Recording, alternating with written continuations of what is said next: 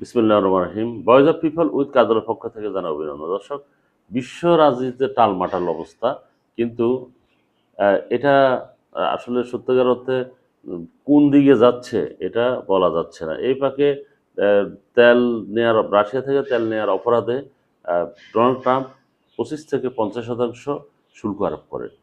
আর এই ফাঁকে আবার ডোনাল্ড ট্রাম্প অস্ত্র বিক্রির ব্যাপারে বিলিয়ন বিলিয়ন ডলারের চুক্তির প্রস্তাবও দিচ্ছে। অর্থাৎ বিশ্বের কোন দিকে কি অবস্থা যাচ্ছে এটা আসলে টালমাটাল অবস্থা মূলত। এখন ট্রাম্প কি করবেন, একটা দ্বিধাদ্বন্দ্বে আছেন। কারণ ঘনিষ্ঠ মিত্র ভারতকে যদি হারায়, ভারত কিন্তু একটা বড় অর্থনৈতিক শক্তি। আর বিশেষ করে আমেরিকার বিভিন্ন পারপাস সার্ভ করে কিন্তু ভারত। কারণ বা এই ডোনাল্ড ট্রাম্পের সবচেয়ে বড় সূত্র হলো চীন এবং রাশিয়া। তো চীন এবং রাশিয়া খুবই ভালো সম্পর্ক। আবার চীন এবং রাশিয়ার সাথে আবার পাকিস্তানের অনেক ভালো সম্পর্ক। আর শুধু মিডল পয়েন্টে আছে শুধু ভারত, কারণ ভারতের সাথে চীনের সাথে আবার বিরোধ আছে। এইসব বিষয়, অনেকগুলো বিষয় বিবেচনা করে কিন্তু ডোনাল্ড ট্রাম্প ভারতকেই বেছে নিয়েছেন। কিন্তু আবার এখন যখন অর্থনৈতিক বিষয়টা আসছে, তখন এটা তারা ছাড় দেয় নাই।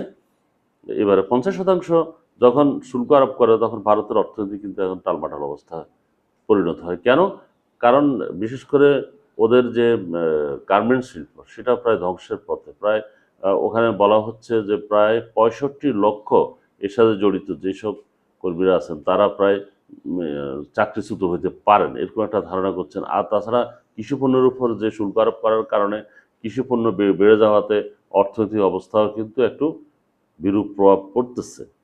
এরকম একটা অবস্থা অলরেডি শুরু হয়ে গেছে। আর এটার কার্যকর হবে আজকে। আজকে থেকে আজ রাত 12টা 1 মিনিট থেকে এই শুল্কটা আসলে কার্যকর শুরু হবে। তো তাহলে সর্বশেষ অবস্থা কি দাঁড়ালো?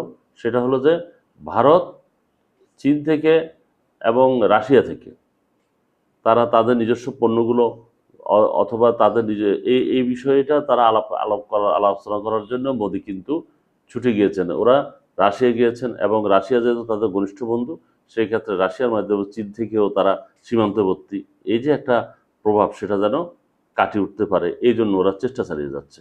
কিন্তু এটা সফল কতটুকু হবে কেউ বলা যাচ্ছে না। কারণ ভারতের সাথে চীনের কিন্তু সম্পর্ক ভালো নেই। হিমাচল প্রদেশ এবং ওখানে লাদাখ, কাশ্মীরের লাদাখ নিয়ে অনেক বিরোধ আছে। তারা ভাবছে যে এটা তিব্বতের অংশ, অর্থাৎ চীনের অংশ। এটা দাবি করে ওরা অনেকটা অংশ দখলও করে ফেলেছে। এটা একবার যুদ্ধ হয়েছে ওদের, 4200 জন সৈন্য